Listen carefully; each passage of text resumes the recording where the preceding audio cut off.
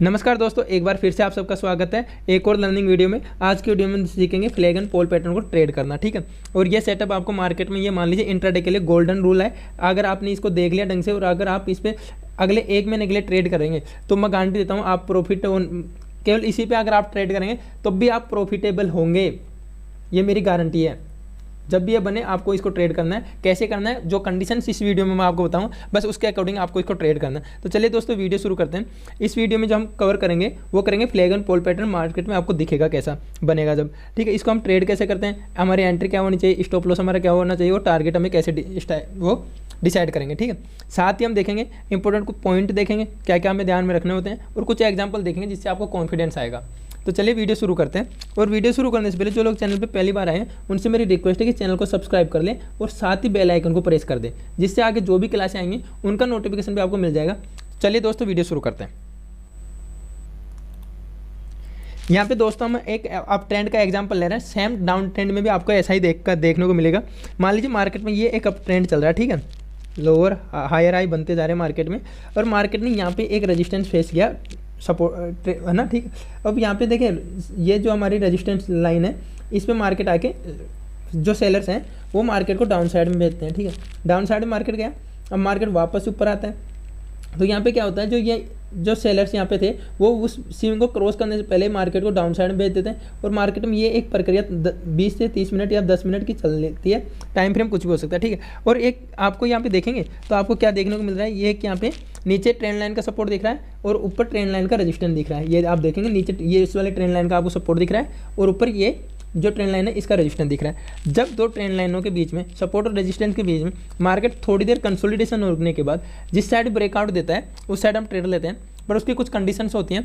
तो देखिए flag and पोल, और जो ये हमारा ये अप ट्रेंड है, ये लास्ट जो भी स्विंग होगी, बड़ा स्विंग होगा, ठीक, उसके ऊपर का जो ट्रेंड है, ये जो ट्रेंड है इसको हम पोल मानते हैं। तो हमारा ये तो हो गया पोल दोस्तों, हमारा ये हो गया फ्लैग, ठीक है। तो इसे ही हम फ्लैग एंड पोल पैटर्न बोलते हैं। क्लियर, मैं आपको बनाकर बताता हूँ। जो आपको मार्केट में दिखेगा ये ऐसा दिखेगा मार्केट में अंदर, ठीक है। इसमें ये कंसोलिडेशन फेज आ गया। अब देखो इसको ट्रेड कैसे करते हैं। मान लीजिए मार्केट में क्या हुआ, अब ट्रेंड था, मार्केट ने थोड़ी देर कंसोलिडेशन करके और इसको ब्रेकआउट कर दिया। तो सेम कंडीशन आपको प्रीमियम चार्ट में देखने को मिलेगी। तो जब प्रीमियम चार्ट में ये ब्रेकआउट करेगा, मान लीजिए ये प्रीमियम चार्ट है और प्रीमियम चार्ट में जब भी ब्रेकआउट करेगा तो सेम कंडीशन में हमें एंट्री लेनी है। जब तक प्रीमियम चार्ट में मान लीजिए क्या होता है, यहाँ पे आपको ब्रेकआउट दे दिया, ठीक है, स्पॉट चार्ट में, तो आपको एंट्री नहीं लेनी है। एंट्री जब तक नहीं लेनी जब तक प्रीमियम चार्ट में भी आपको ये जो ऊपर जो ट्रेंड लाइन है उसको ब्रेकआउट नहीं करे, ठीक है। तो यहाँ पे क्या होता है कि ये स्पॉट चार्ट आपको 10-5 पॉइंट ऊपर दिख जाएगा, पर ये आपको 2-3 पॉइंट नीचे ही रहेगा। तो इसलिए जब तक आपका प्रीमियम चार्ट ब्रेकआउट नहीं करता जब तक आपको इसमें एंट्री नहीं लेनी होती है, ठीक है। अब एंट्री हो गई, एंट्री के बाद आपका एसएल क्या होगा दोस्तों, देखो प्रॉपर जो एसएल होगा आपका ये पॉइंट होगा जो नीचे जो ट्रेंड लाइन का सपोर्ट ले रहा है उसके नीचे आपका एसएल होगा।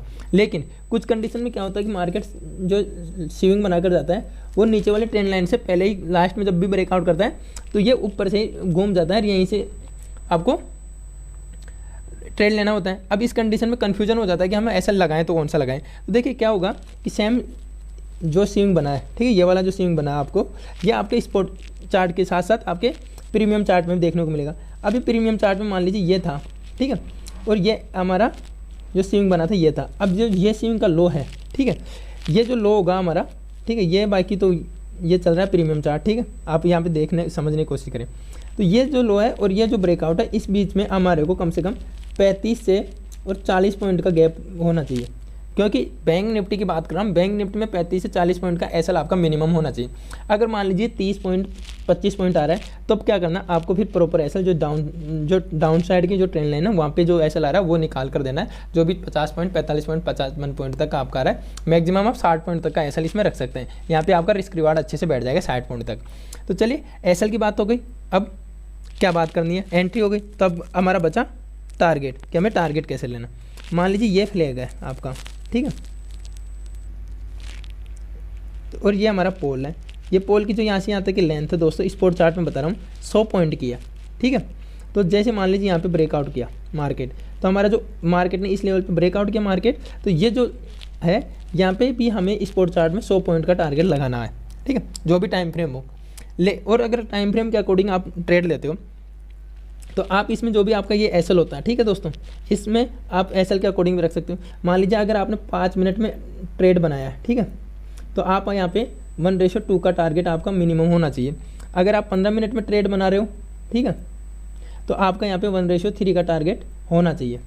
समझ में आ गया? तो ये हो गया आपका टारगेट। अब बात करते हैं कुछ इंपॉर्टेंट पॉइंट जो मैं आपको बताना चाहता हूँ, जो ध्यान में रखना है। तो देखिए सबसे इंपॉर्टेंट पॉइंट होता है दोस्तों, जब भी अगर ये ट्रेंड के साथ मान लिया अब ट्रेंडर अपर साइड में अगर ये आपको ब्रेकआउट दे रहा है, तो इस केस में आपको क्या करना है, आप फुल क्वांटिटी के साथ ट्रेड कर सकते हैं। ठीक है, फुल क्वांटिटी के साथ। फुल क्वांटिटी का मतलब ये होगा दोस्तों कि मान लीजिए आप डेली 100 क्वांटिटी के साथ करते हैं, तो 100 क्वांटिटी के साथ ही इस ट्रेड को आप कर सकते हैं। लेकिन अगर मान लीजिए ये आपको दूसरा पॉइंट डाल लिखिए, ट्रेंड के विपरीत दिशा में अगर ये ब्रेकआउट करता है, ठीक है, ट्रेंड के विपरीत होता है। मान लीजिए बड़े टाइम फ्रेम पे मार्केट में टाइम फ्रेम में क्या है, अप ट्रेंड है, पर एक छोटे टाइम फ्रेम में मार्केट में एक छोटा सा करेक्शन है, उस करेक्शन में आपको ये चार्ट पैटर्न बनता हुआ दिख गया। ठीक है, ऐसे मान लीजिए ये छोटा सा आपका फॉल हो गया और ये आपका वो गया। अगर इस केस में अगर आपको ये डाउन साइड में ब्रेकआउट दे रहा है, तो इस केस में आपका क्वांटिटी 50%, क्योंकि बड़े टाइम फ्रेम पे दोस्तों आपका क्या है, अप ट्रेंड है। ये छोटे टाइम फ्रेम पे एक छोटा सा करेक्शन है, उसी करेक्शन में आपको एक फ्लैग एंड पोल पैटर्न दिख गया, तो इस केस में आपको एक छोटा सा टारगेट, ये टारगेट आपको रखना है, जिससे आपको क्या करना है, एसएल आपका कम हो जाएगा अगर एसएल इसमें जाता है भी तो, और आपको 50% क्वांटिटी के साथ ही इसको आपको ट्रेड करना है। ठीक है, तो ये हो गया हमारी दो जो पॉइंट है, जो इंपॉर्टेंट पॉइंट है, आपको ध्यान में रखना। अब नेक्स्ट हम कुछ एग्जांपल देखते हैं। ठीक है, एग्जांपल दिखाने से पहले दोस्तों, अगर आपने अभी तक भी अगर चैनल को सब्सक्राइब नहीं किया तो प्लीज़ चैनल को सब्सक्राइब कर दें, जिससे आगे आने वाले क्लासों के नोटिफिकेशन भी आपको मिल जाएंगे और ऐसी इंपॉर्टेंट क्लासें आपको देखने को मिलेगी डेली। यहाँ पे आपको दो चार्ट दिख रहे होंगे। ठीक है, जो पहला ये चार्ट है वो चुनावों के दिन के रिजल्ट के दिन का है, दूसरा चार्ट है वो नॉर्मली उठाया हुआ। इसको मैं इसलिए बता रहा हूँ कि देखो चुनाव के दिन 300 पॉइंट का गैप अप ओपन हुआ, 300-400 पॉइंट का गैप अप ओपनिंग दी है। ठीक है, मार्केट ने। इसके बाद आप देखेंगे तो आपको एक ये फ्लैग एंड पोल पैटर्न दिखा। ठीक है, अब देखो मैंने क्या कहा, इसको आपको एक चीज़ और ध्यान में रखनी है, जब तक ये पोला मारा। ठीक है, यहाँ पे समझने की कोशिश की, इस पोल के अगर 90% तक इसे को कवर कर जाता है, तब भी रिस्की ट्रेडर ट्रेड ले सकते हैं। और सेफली ट्रेडर जो होंगे वो 75% पोल को अगर कवर कर जाता है, तब आपको ये ट्रेड नहीं लेना। ठीक है, 75% पोल को आपको इससे ज़्यादा कभी भी आपको ट्रेड नहीं लेना। मान लीजिए कंसोलिडेशन फेज अगर ज़्यादा नीचे जा रहा है और 75 पोल का एरिया कवर कर गया, उसके बाद आपको ट्रेड नहीं लेना है। ठीक है, सेफ प्लेयर्स को। और जो रिस्की प्लेयर है वो 95 तक भी आप देख सकते हैं। ठीक है, बट उनके लिए भी अगर पोल पूरा कवर कर जाता है तो उसके बाद उनको भी ट्रेड नहीं लेना है। तो अब यहाँ पे देखें, ये आपका पोल हो गया, ये आपका कंसोलिडेशन फेज हो गया, इसमें आप देखेंगे तो 50% तक भी मार्केट नहीं आया। इसके बाद यहाँ पे एंट्री के लिए भी आपको खूब मार्केट यहाँ कंसोलिडेशन किया, एंट्री बनाते हैं और एंट्री बनाने के बाद देखते हैं तो चुनाव के दिन ये 1600-1700 का टोटल मोमेंट था, जिसमें से ये जो मोमेंट था वो 800 से 1000 पॉइंट का मोमेंटम था दोस्तों। तो आप देख सकते हैं इसकी पावर जब भी मार्केट में बनता है। दूसरा, अगर आप यहाँ पे ट्रेड लेते, मान लो दूसरे एग्जाम्पल में अगर आप देखेंगे, है ना, तो अगर आप यहाँ पे भी ट्रेड लेते तो यहाँ पे भी आपको एक अच्छा पोल टारगेट देखने को मिल रहा है। ठीक है,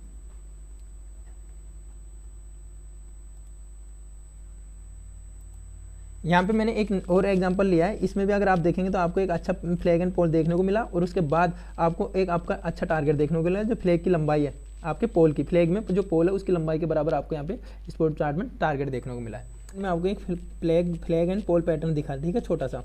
अब देखिए इस छोटे से को भी अगर आप ट्रेड करते तो इसके बाद में अगर आप देखेंगे तो आपको जो मोमेंटम देखने को मिला है दोस्तों, वो देखो। इसके बाद अगर आपने जिसने इस फ्लैग एंड पोल पैटर्न में अगर एंट्री कर ली, वो लोग एंट्री कर सकते हैं। इसके बाद मार्केट में आपको एंट्री करने का मौका भी नहीं मिला, आप देख लीजिए। तो ये होता है इसका पावर। तो दोस्तों आज की वीडियो में इतना ही था। अगर वीडियो अच्छा लगा है तो प्लीज़ चैनल को सब्सक्राइब कर ले और साथ ही बेल आइकन को प्रेस कर दे, जिससे आगे आने वाले क्लासों के नोटिफिकेशन भी आपको मिल जाएंगे दोस्तों। धन्यवाद दोस्तों।